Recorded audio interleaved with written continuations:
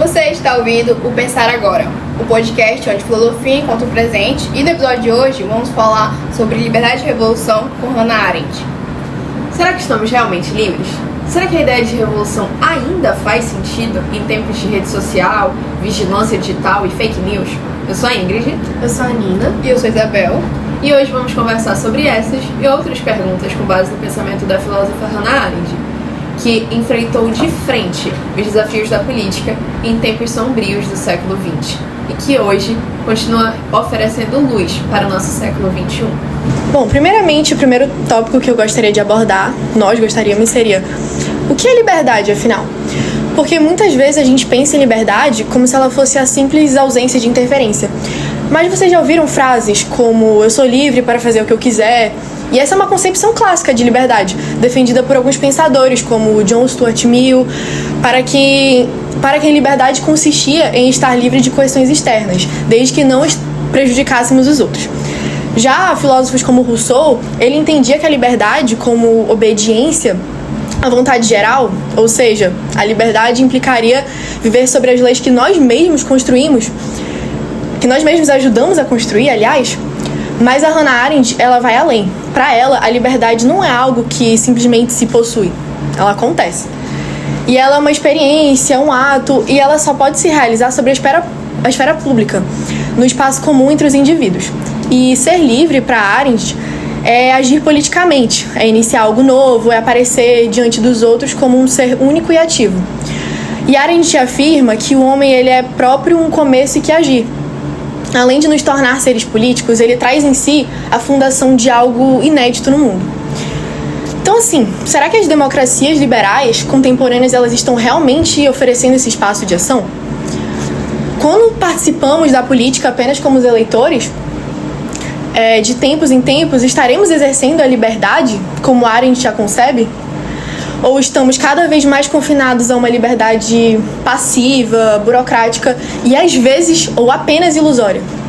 Bom, na minha concepção, eu acho que digo pelo cenário do Brasil, acho que estamos num momento de política ilusória, que a gente não tem decisões diretas sobre a vontade do povo.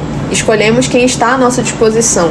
Então, se tem uma pessoa que defende os meus ideais, mas ela não tem uma forte base política, se ela não é uma pessoa que tem dinheiro, se não é uma pessoa que fecha com vários partidos, se faz várias cruzetas, então eu acho que essa pessoa não tem o suficiente para se eleger, consequentemente a pessoa em quem eu quero votar não vai conseguir defender os meus direitos. Com certeza. Eu também acredito nessa questão de que estamos vivendo uma era ilusória dada ao governo atual do Brasil e que podemos votar. Sim, isso é um direito nosso, é uma questão de a liberdade está realmente acontecendo nessa questão de votar, mas na hora do vamos ver, a gente vê que não está 100% sendo realizada essa questão da nossa liberdade, porque, como a Ingrid falou deixa eu não ter falar. Não, eu também acredito que um ser livre é um ser bem educado. A educação é a base de tudo e, infelizmente, é uma coisa que ainda carece muito no nosso país. Exatamente. Então, assim, você ser um ser político, que é ser livre para Hannah Arendt, é um ser que consegue fazer as suas próprias escolhas políticas e, para isso, ele precisa ter uma base educacional muito forte. Então, assim, essa que é a maior questão para mim, como cidadã brasileira nesse país que carece de educação. E pra você, qual é? Vamos para o nosso segundo debate. Revolução, ruptura ou repetição? Se a liberdade é ação, então o que seria uma revolução? Para Arendt, as revoluções são momentos em que a liberdade política se torna possível. Rupturas históricas onde a fundação de um novo espaço político pode emergir. E ela estudou dois casos paradigmáticos, a Revolução Francesa e a Revolução Americana. E na francesa, o ideal de liberdade cedeu lugar à violência e ao terror. E já na americana, houve um esforço de inconstitucionalização do novo, a construção de uma nova república durável. Arendt diferencia as revoluções sociais realizadas para libertar os miseráveis da miséria, da necessidade, ou seja, da pobreza, das políticas cujo objetivo é a conquista da liberdade. E isto é a admissão de todos os cidadãos nos assuntos públicos. A maioria das revoluções começa na política. E mais se torna social ao eleger o fim da miséria e a felicidade dos oprimidos como seu objetivo. E a partir daí vai descambar aquela tirania. Dizer então dessas revoltas contemporâneas na América Latina, da marcha contra o autoritarismo em várias partes do mundo, ou até mesmo dos atos antidemocráticos. Estaríamos repetindo os erros do passado? Mobilizando massas sem fundar novos começos? Ou ainda é possível pensar em revoluções como espaço de surgimento do novo, não apenas como destruição do antigo?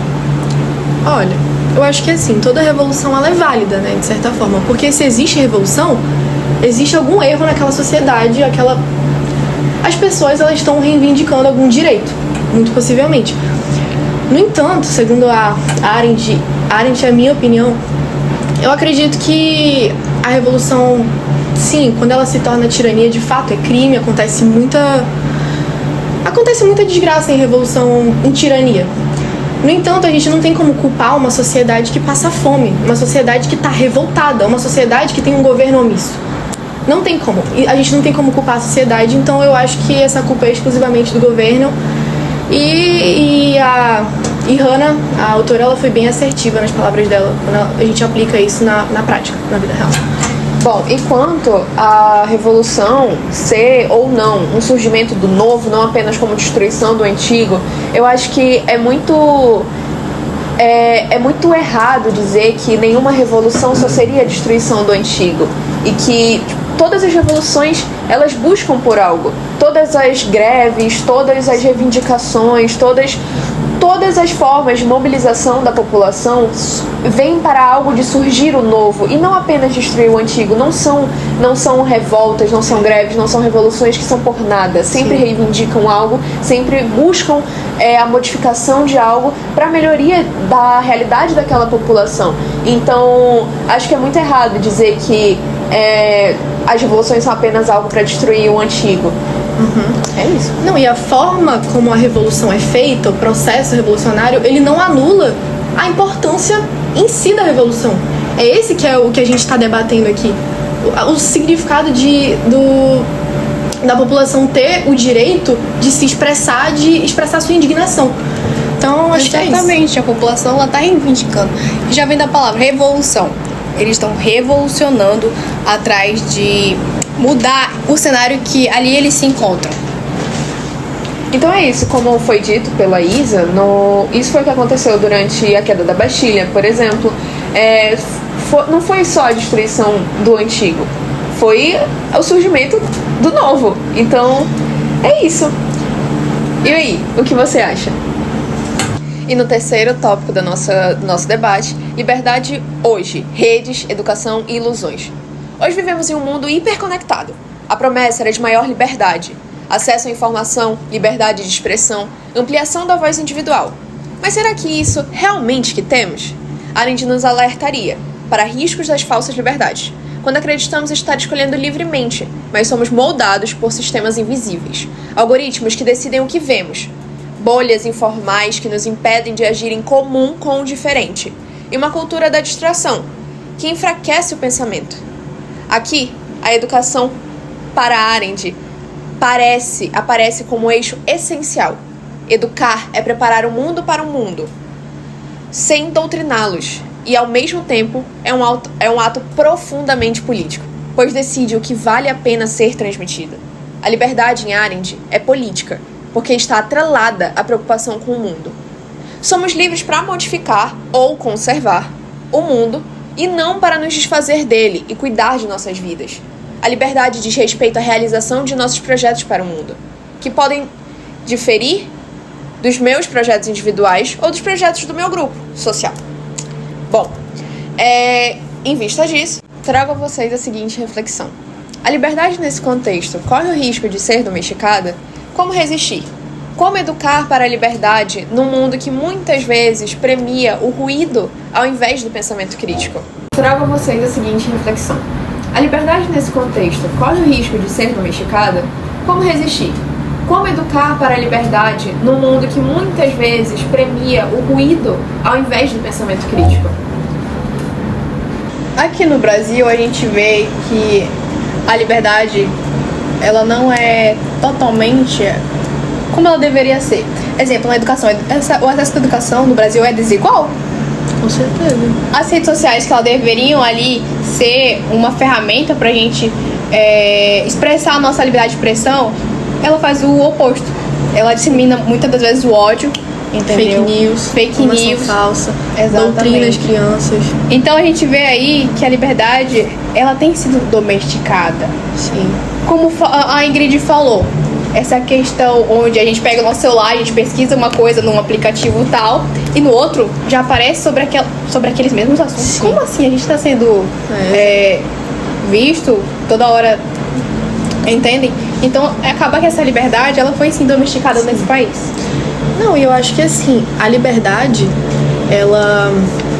Se ser livre, para Hannah Arendt, é você ter um pensamento político, uma consciência crítica. E as crianças de hoje em dia, elas estão cada vez mais no celular e menos nos livros. O mau uso do celular, na verdade, não é nem o celular, porque ele trouxe muitas inovações, mas o mau uso disso, o vício, ele acabou sendo completamente nocivo e tóxico para a formação, sim, dos adolescentes, dos adultos, das crianças, de todo mundo, da formação cidadã no geral. Então, assim, ela fala muito também nesse tópico sobre essa questão do mundo interconectado. E eu acho isso também muito interessante, porque me lembra muito a modernidade líquida, que é um conceito do Zygmunt Bauman, que é um outro autor. E ele fala que hoje em dia está cada vez mais difícil a gente estabelecer pensamentos, relações e conexões sólidas, porque esse mundo ele tá muito rápido e muito fluido. Também. Exato, então tá cada vez mais difícil a gente criar um pensamento concreto sobre as coisas. E a cada dia a gente se torna mais e mais influenciável. Exatamente. Então, cada vez mais esse pensamento em massa, essa consciência em massa de quem está no topo, dos influenciadores, etc., vão se disseminando na sociedade. Então, cada dia mais a gente tem uma sociedade menos diversa e mais um bloco só. E acaba afetando nossas crianças, né? Porque sim, ali é a nossa base. Certeza. Ali é o maior problema. Esse que é o maior problema. Isso que me preocupa. E eu acho que implica muito no que ela fala sobre a falta de um pensamento crítico estar se tornando só um ruído, é que muitas pessoas acabam pela rotina corrida, por essas relações líquidas mesmo, elas acabam não buscando ler mais livros, ler jornais, acabam confiando muito em sites de fofoca. Exatamente. Ou assinam um love letter e só leem aquilo por 5 minutos, não buscam mais informação sobre o cotidiano, sobre o que está acontecendo ao seu redor e sobre o que está acontecendo no mundo em si, não só na sua bolha, no seu país, no seu estado. Buscar conhecer o que está acontecendo no mundo. E não só também, as pessoas estão muito rápidas hoje em dia, né? Então, buscar, tipo, quando você está fazendo um texto, quando você está fazendo um trabalho, quando você está fazendo alguma coisa, você, até para advogados, não buscam mais doutrinas. Simplesmente pesquisam no Google, no Jus Brasil, numa IA que seja, e fazem uma petição completa ali, porque hoje em dia, com a IA do Jus Brasil, você já consegue fazer uma petição completa. Então, vai criando um distanciamento entre a humanização da carreira de advogada e do pensamento crítico que isso carrega. Exatamente. Com a atualidade. Exatamente. E se ter pensamento crítico é sinônimo de liberdade, infelizmente a liberdade do nosso país e do nosso mundo, ela tem sido ameaçada. Exatamente. E a liberdade, quer dizer, o conhecimento, ele nos traz liberdade. E levando para esse tópico dos advogados, um dia desses a gente estava numa aula e o professor falou bem assim: não adianta só você ler uma lei, você ler uma doutrina, só decorar. É entender, é ser humano pra falar, poxa, tem pessoas que necessitam disso e disso e disso. A realidade das pessoas são diferentes, entendeu? É refletir, não só receber informação, porque esse é o problema, bombardeio de informação. Sim. As pessoas... É isso aqui, ó, rolando o tempo inteiro. Diariamente rolando você é bombardeado. O tempo inteiro, recebendo. Mas cadê o tempo de deixar o celular de lado e parar pra pensar? Sabe, igual os filósofos antigos, Aristóteles. Gente, não tem mais isso. É uma coisa que tá realmente, assim, sendo ameaçada nos dias atuais. Então, realmente uma problemática muito importante trazida pela Arendt. há muito tempo e que se aplica aos dias atuais. Exatamente. E é isso. O que você acha sobre o assunto? Para Hannah Arendt, ser livre exige coragem. É se expor ao mundo. É correr o risco da ação. É viver entre os iguais e também entre os diferentes. É agir não por certeza, mas por convicção. E, acima de tudo, é recusar-se a ser um mero espectador da história. E para você, o que significa ser livre hoje? A liberdade é algo que se possui ou que se pratica. Compartilhe sua opinião com a gente nas redes sociais. Siga o Pensar Agora e mande esse episódio para alguém que vive pensando sem corrimão. E agora, finalizando o nosso podcast, eu quero agradecer a minhas colegas aqui que participaram, que deram suas opiniões. E esse foi mais um episódio do Pensar Agora. E eu agradeço também a você que ouviu e queremos saber também o que você pensa acerca de cada debate. Até a próxima!